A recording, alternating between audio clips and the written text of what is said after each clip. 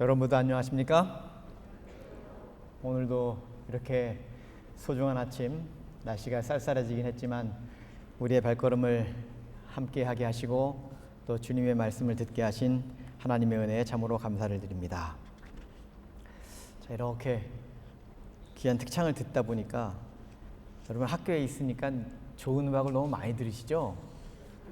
근데 정말 우리 학생들이 참 정성으로 드리는 찬양들이 참 감사합니다.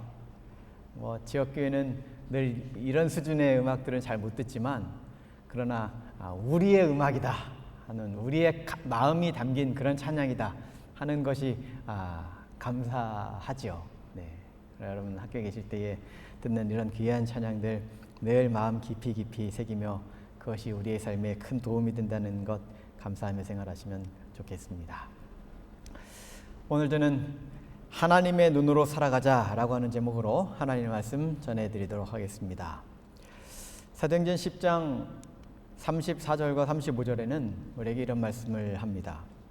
베드로가 입을 열어 말하되 내가 참으로 하나님은 사람의 외모를 보지 아니하시고 각 나라 중 하나님을 경외하며 의를 행하는 사람은 다 받으시는 줄 깨달았도다. 그리스도인으로 살아가는 우리들이 다른 사람을 어떤 시각으로 바라보느냐, 이것은 굉장히 중요한 부분이라고 아니할 수 없는 것입니다.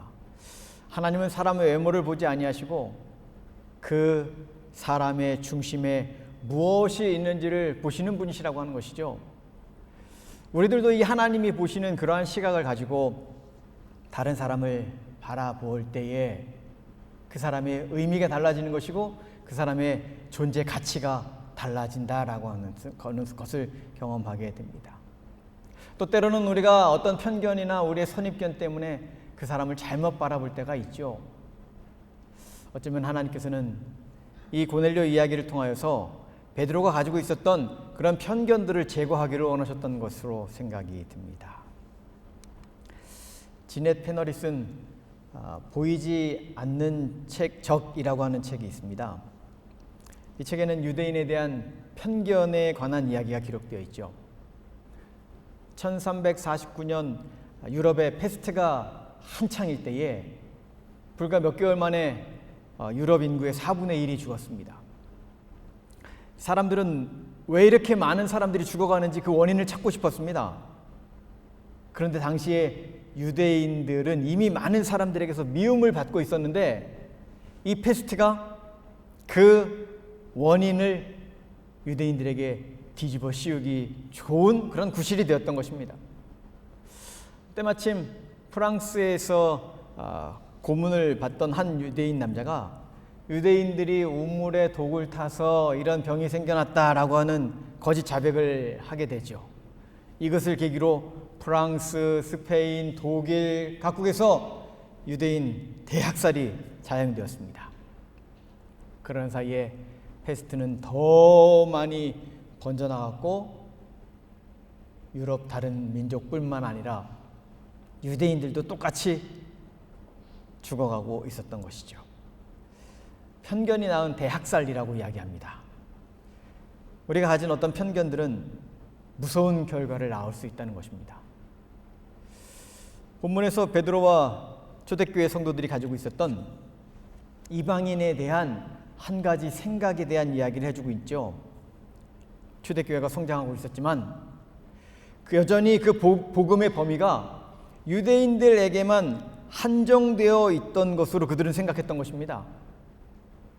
불결한 족속들이라고 생각했던 이방 사람들에게는 그 거룩한 복음이 전달될 필요가 없었다고 생각했던 것이죠. 28절을 보면 이렇게 이야기합니다. 유대인으로서 이방인과 교제하며 가까이 하는 것이 위법인 줄을 너희도 알거니와. 그들은 관례적으로 이방인들과 함께 하는 것을 죄악시하고 있었습니다. 그런데 사실 예수님께서도 이미 이방 사람들에게 복음이 전파되어야 한다는 것을 말씀해 주셨죠. 마태복음 24장 14절. 이 천국 복음이 모든 민족에게 증거되기 위하여 온 세상에 전파되리니 그제야 끝이 오리라. 예수님의 말씀이 이미 있었음에도 불구하고 유대인의 관습이 예수님의 말씀의 참뜻을 깨닫지 못하게 만들었던 것입니다. 자기들의 생각이 예수님의 말씀보다 더 큰 영향을 미치고 있는 것이었죠. 하나님께서는 베드로가 이방인에 대한 이런 편견을 제거하게 되기를 원하셨습니다. 그래서 환상 중에 그에게 나타나신 것입니다. 11절부터 13절 사이에 이 하늘에서 보자기가 내려오죠. 그리고 온갖 부정한 짐승들이 그 안에 있었습니다. 그런데 그것을 잡아먹으라고 이야기하는 것입니다. 어떤 분들은 이것이 부정한 짐승도 우리가 먹어도 된다라고 하는 말로 이해하고 싶어 하시지만 핵심을 많이 빗나간 이야기입니다. 그러나 베드로의 대답을 보면 그 의미를 확실히 알 수가 있죠. 14절에 베드로가 이르되 주여 그럴 수 없나이다. 속되고 깨끗하지 아니한 것을 내가 결코 먹지 아니하였나이다 라고 말을 하죠. 현재 완료 시제를 사용합니다. 과거에도 그러하지 아니하였고 지금도 그렇게 안 하고 있다는 얘기입니다. 자기의 삶이 얼마나 엄격했는지에 대한 이야기를 하죠. 그런데 이렇게 거절하는 베드로에게 하나님은 3번이나 반복하여 환상을 보여주시는 것입니다. 하나님께서 3번이나 환상을 보여주신 이유는 명확합니다. 베드로의 편견이 얼마나 강한지, 그것을 깨기가 얼마나 힘든 일인지 하나님께서 아셨던 것이죠. 3번이나 반복적으로 그의 마음을 변화시키기를 원하셨습니다. 이방인을 향하여 바라보는 그의 시선이 바뀌기를 원했던 것이죠. 또다시 하나님께서는 또 다른 방법을 사용하여서 베드로의 마음을 바꾸시기로 하십니다. 성령의 음성을 들려주시는 것이죠. 19절 베드로가 그 환상에 대하여 생각할 때에 성령께서 그에게 말씀하시되 두 사람이 너를 찾으니 일어나 내려가 의심하지 말고 함께 가라. 베드로의 마음이 이상한 생각이 들기는 하는데 뭔가 하나님께서 나에게 말씀을 하시는 것 같기는 한데 여전히 그 말씀의 핵심이 무엇인지 깨닫지 못하고 있었던 거죠. 여전히 그의 마음에 의심하는 마음이 있었던 것입니다. 그의 마음을 변화시키기 위하여 성령의 음성이 있었던 것입니다. 의심하지 말고 함께 가라. 그러나 여전히 베드로에게 있어서 이방인 백부장에게 마음을 열어 복음을 전하는 것은 여전히 상상도 할 수 없는 일이었던 것입니다. 하나님께서는 3번째 다른 방법을 사용하시죠. 사람들을 보내신 것입니다. 22절 그들이 대답하되 백부장 고넬료는 의인이요 하나님을 경외하는 사람이라. 사람들이 이제 베드로에게 와서 그 고넬료가 어떤 사람인지 다시금 얘기하는 것입니다. 우리가 고넬료의 요청을 받아서 이렇게 선생님을 모시러 왔으니 고넬료를 생각해서 하나님의 귀하신 음성을 그에게 들려주십시오라는 요청을 하고 있는 것이죠. 고넬료가 의인이라고 하는 것입니다. 베드로는 여기서도 이해가 되지 않습니다. 의인이란 하나님의 법을 준수하는 사람들, 온전히 하나님의 뜻대로 살아가는 사람들, 유대인들에게만 의인이 있는 줄 알았는데 어떻게 이방의 백부장 고넬료가 의인이라고 이야기할 수 있는 것입니까? 도대체 자신의 생각에는 이해가 되지 않았습니다. 큰 혼란이 다가온 것이죠. 첫 번째는 환상 중에 이상 중에 하나님이 말씀하시고 그 다음에는 성령의 음성으로 그에게 지시하시고 이번에는 사람들을 보내서 그를 강권하여 데리고 가려고 하는 것입니다. 여전히 의아했지만 긴가민가 하면서 가이사랴로 가게 되었습니다. 가서 그가 여전히 마음이 바뀌지 아니하였던 것을 28절과 29절을 통해서 알 수 있습니다. 그가 마지막에 이렇게 질문을 하죠. 무슨 일로 나를 불렀느냐? 도대체 내가 이해가 되지 않는데 왜 나를 부르셨습니까? 왜 내가 당신을 만나야 한다라고 이야기하는 것입니까? 여전히 확신이 없는 것입니다. 여전히 편견이 사라지지 않았습니다. 그래서 묻는 것입니다. 아무리 하나님께서 아무도 속되다 하거나 깨끗하지 않다고 하지 말라고 말씀하셨지만 머리로는 이해가 되는데 가슴에서는 용납이 되지 않는 것입니다. 어떻게 해야든지 그 말씀을 하시니까 내가 그렇게 해보려고 하는데 그의 가슴에서는 도대체 그것이 받아들여지지 않는 것이죠. 드디어 고넬료와의 깊은 대화를 이어갑니다. 그의 속마음을 알게 됩니다. 그러고 나서야 비로소 베드로의 편견이 깨지기 시작하는 것이죠.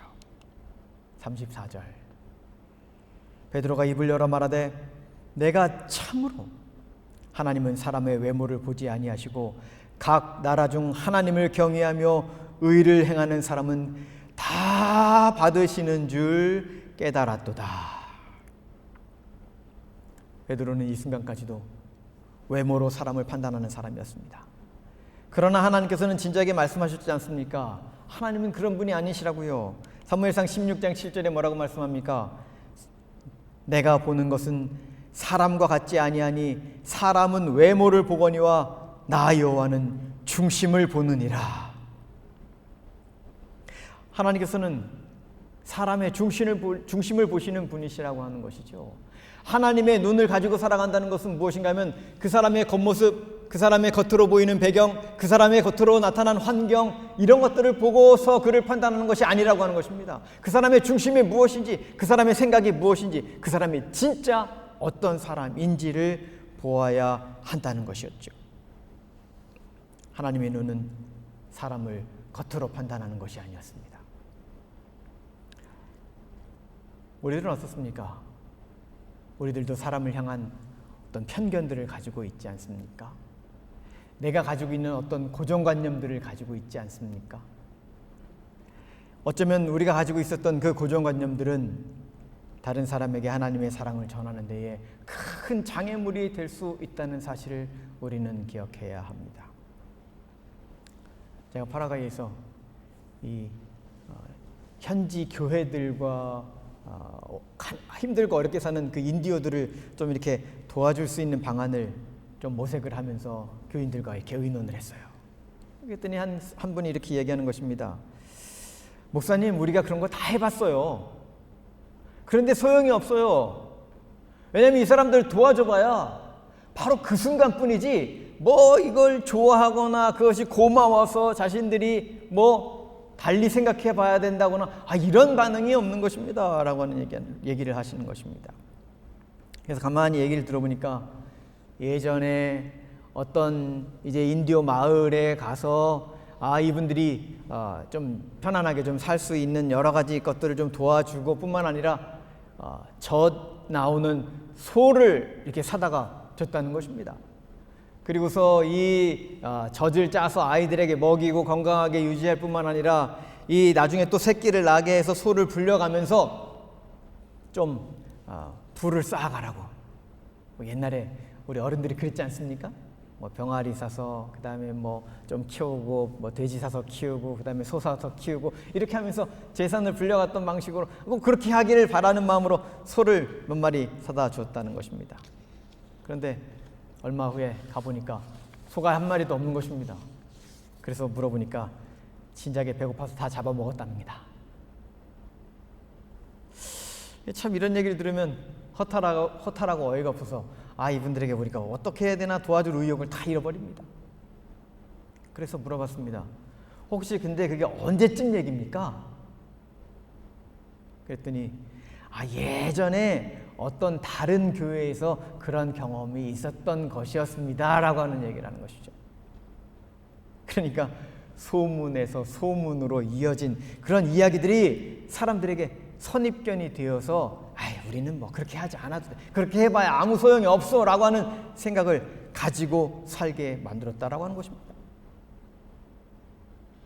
우리가 다른 사람에 대하여 부정적인 생각을 가지고 살기 시작하면 그들은 그저 한없이 나와 상관없는 남들일 뿐이지 그들이 구원받아야 할 영혼으로 바라보아야 할 이유가 없어진다라고 하는 사실이죠. 누가복음 15장에는 이른 양의 비유가 나옵니다. 100마리의 양 중에 한 마리가 없어졌습니다. 그런데 이 한 마리 양은 도대체 어떤 양입니까? 아마도 뭐 좀 멍청해서 길을 잘 잃어버리는 그런 양일 수도 있습니다. 어쩌면 늘 말도 잘 안 듣는 그런 말썽꾸러기 양일 수도 있습니다. 아마도 분명히 문제투성이의 양일 수 있습니다. 그런데 목자가 어떻게 합니까? 그 한 마리 양을 찾기 위하여 99마리를 놔두고서 들로 산으로 찾아다니는 것이죠. 갈 만한 곳은 다 뒤지고 언제까지나 찾을까, 찾을 때까지 찾아서 끝내 그 양을 어깨에 메고 돌아오는 것입니다. 이 목자가 참 감사합니까? 참 잘했습니까? 왜 그렇습니까? 이 한 마리 양이 나 같은 것입니다. 나를 끝까지 사랑해 주시는 그 목자 예수님이 너무나 고마운 것입니다. 내가 곁길로 가도 잡아주시고 나를 인도해 주시고 나를 품어주시고 우리의 목자 되신 예수님이 나를 돌봐주시니까 너무너무 감사한 것이죠. 탕자가 돌아왔습니다. 재산의 절반을 탕진하고 거짓골을 하고 돌아온 그 아들을 사랑하노라고 아버지가 따뜻하게 그를 안아주시고 품어주십니다.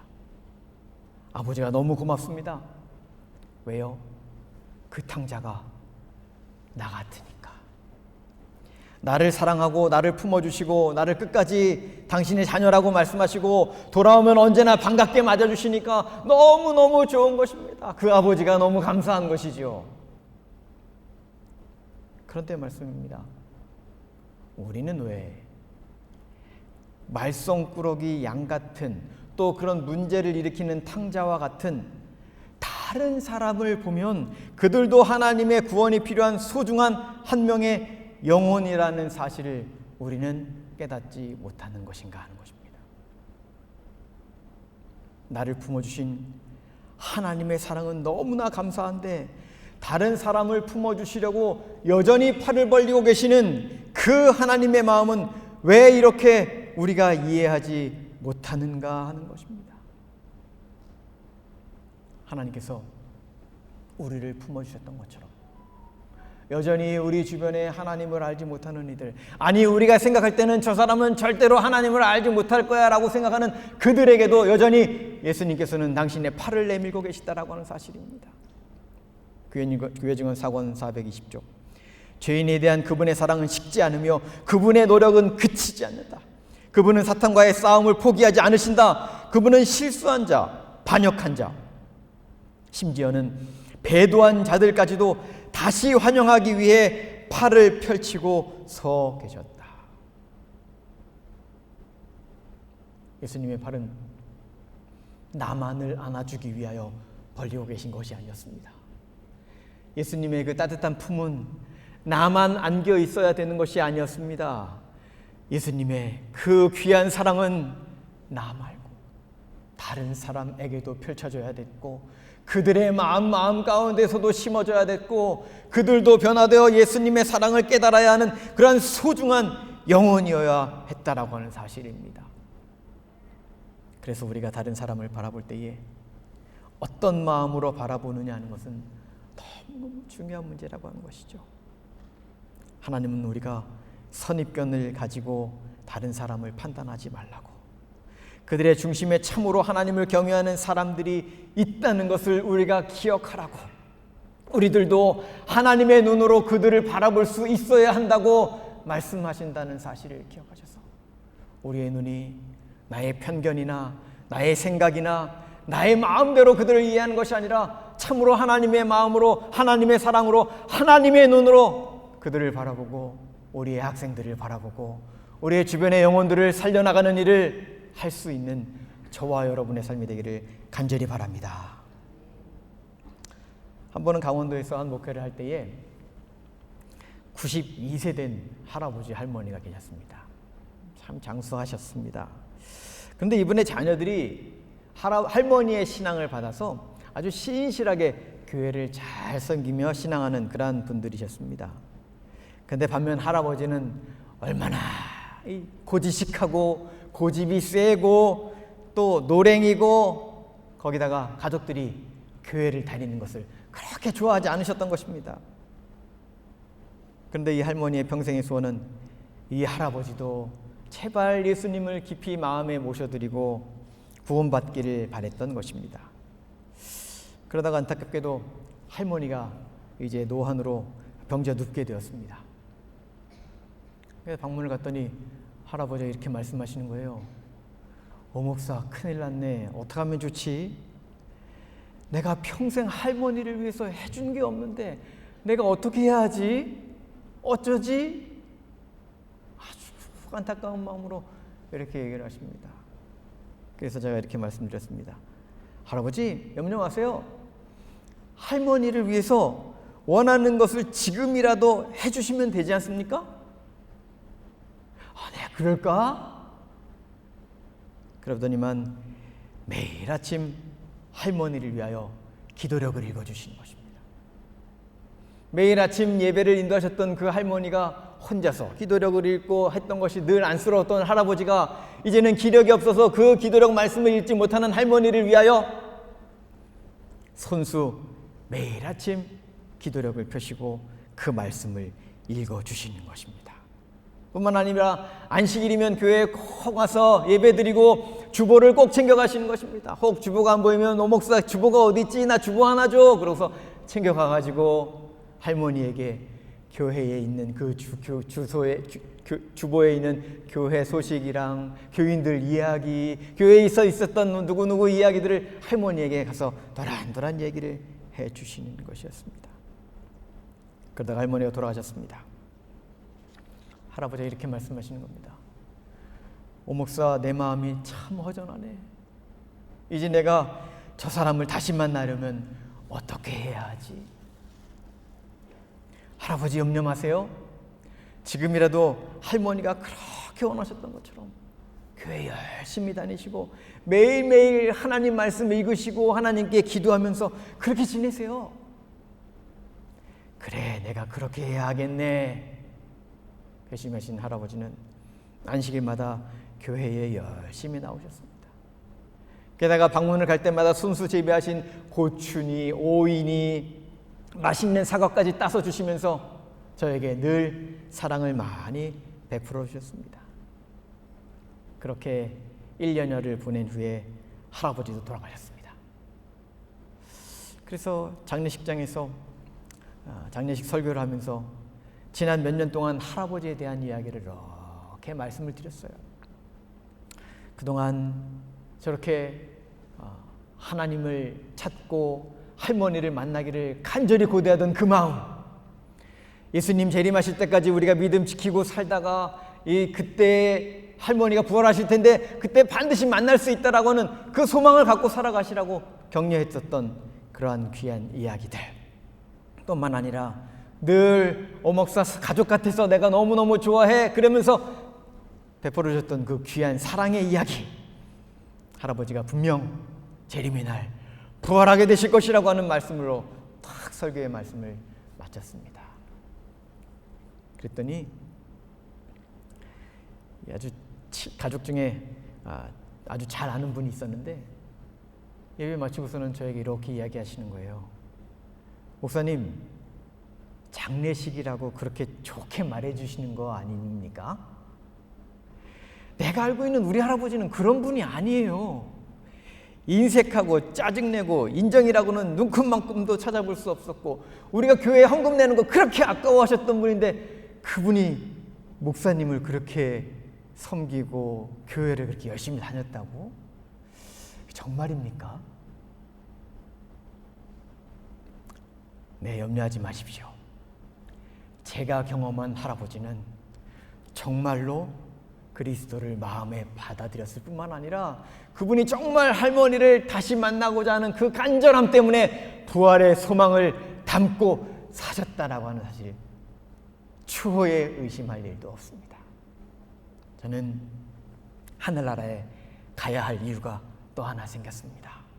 할아버지가 재배해 주셨던 그 맛있는 사과 분명 하늘나라에서 또 나에게 선사해 주실 것인데 저도 하늘나라에 가면 할아버지가 주시는 그 맛있는 사과 다시 먹어야 할 이유가 있는 것입니다.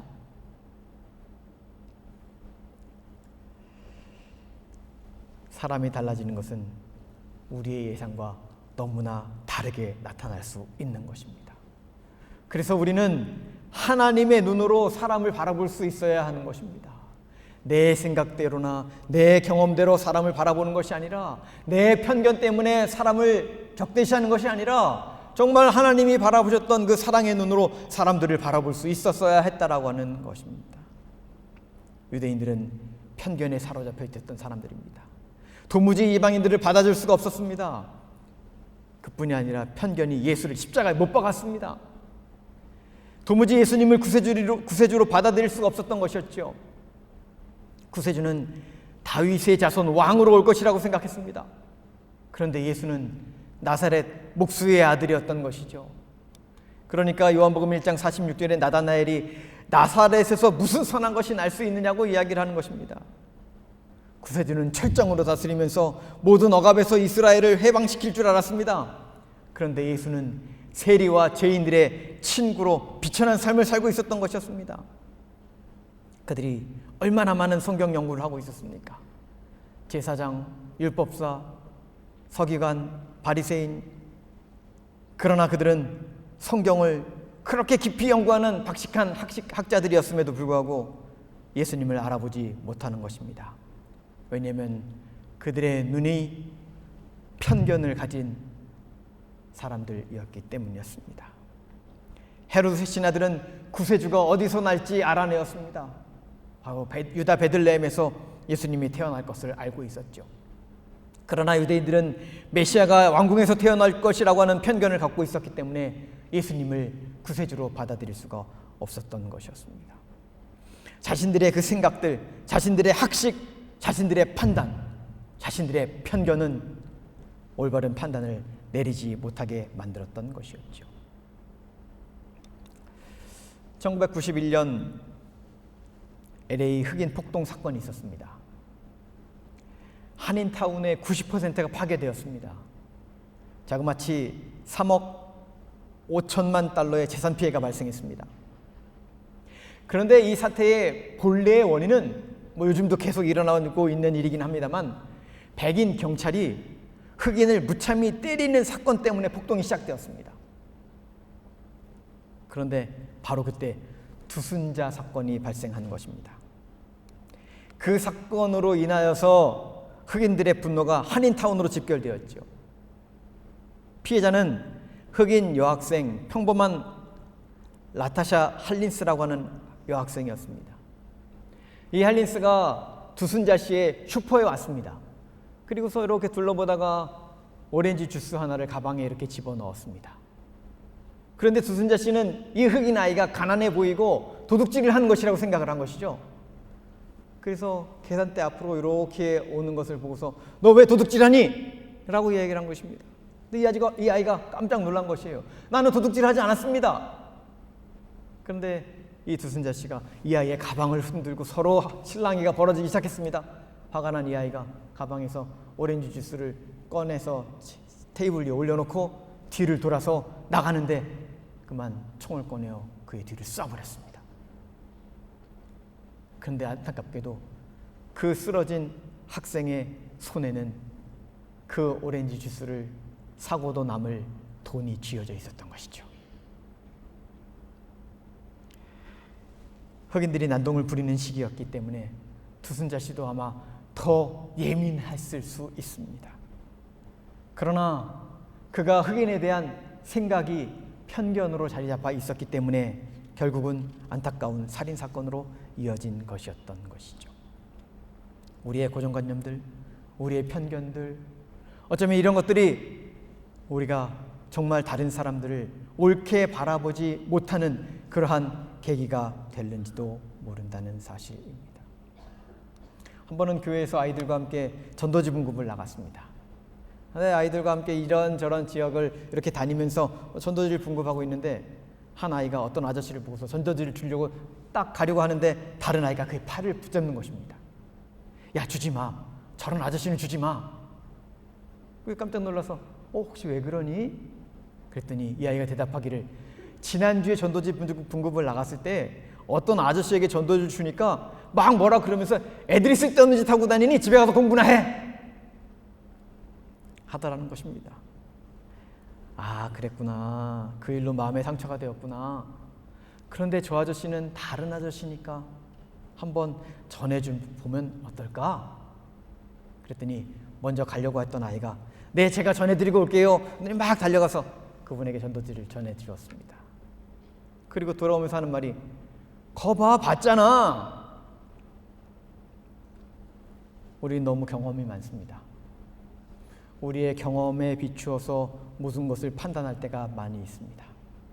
그런데 사실은 우리의 모든 그 경험들이, 우리의 그 모든 관록들이, 우리의 그 모든 연륜들이 어쩌면 편견이 되어 버릴 수도 있다라고 하는 사실이지요. 사도행전 10장 34절을 현대인의 성경은 이렇게 번역합니다. 하나님은 사람을 차별하지 않으시고 어느 민족이든지 하나님을 두려운 마음으로 섬기고 옳은 일을 하는 사람은 누구나 다 받아주신다는 것을 내가 분명히 깨달았습니다. 그리고 베드로는 그들에게 그리스도의 복음을 전하고 그들에게는 성령의 임재가 임하게 되었던 것입니다. 베드로가 이 말을 할 때에 성령이 말씀 듣는 모든 사람에게 내려오시니라. 골로새 3장 11절은 말씀하시죠. 헬라인이나 유다인이나 할레파나 무할레파나 야만인이나 구스디안인이나 종이나 자유자나 차별이 있을 수 없나니 오직 그리스도는 만유시요 만유 안에 계시느니라. 그리스도는 나만을 구원하기 위한 구원자가 아니라고 하는 것입니다. 그리스도는 우리처럼 점잖게 생긴 사람만 구원하기 위하여 이 땅에 오신 분이 아니시라고 하는 것입니다.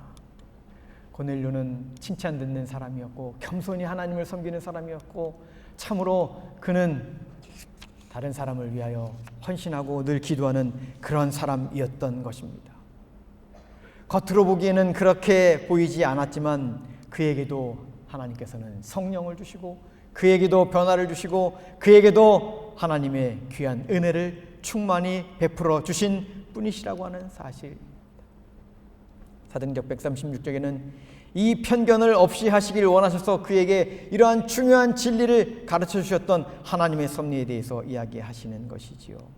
결국 사도행전 142쪽에서는 말씀하기를 편견이 무너지고 오랜 관습으로 인해 확립된 배타심이 제거되어 복음이 이방인들에게 선포되는 길이 열리게 되었다라고 말씀하고 있는 것입니다. 그들의 편견은 제거되어야 했었습니다. 그들의 생각은 변화되어야 했었습니다. 우리가 만난 학생들은 과연 어떤 학생들입니까?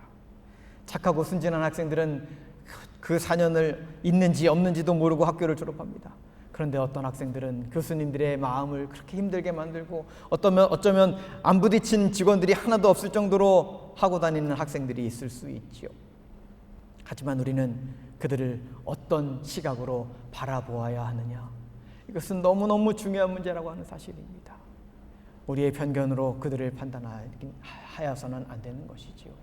비록 그들이 우리의 생각에서는 도무지 이해가 되지 않는 그런 학생들이라 할지라도 우리는 그들에게 포용과 사랑을 베푸는 그런 하나님의 눈을 가진 사람들이 되어야 한다는 것이지요. 사랑하는 여러분, 하나님께서는 오늘도 우리들을 학생들을 만날 기회를 우리들에게 허락하셨습니다.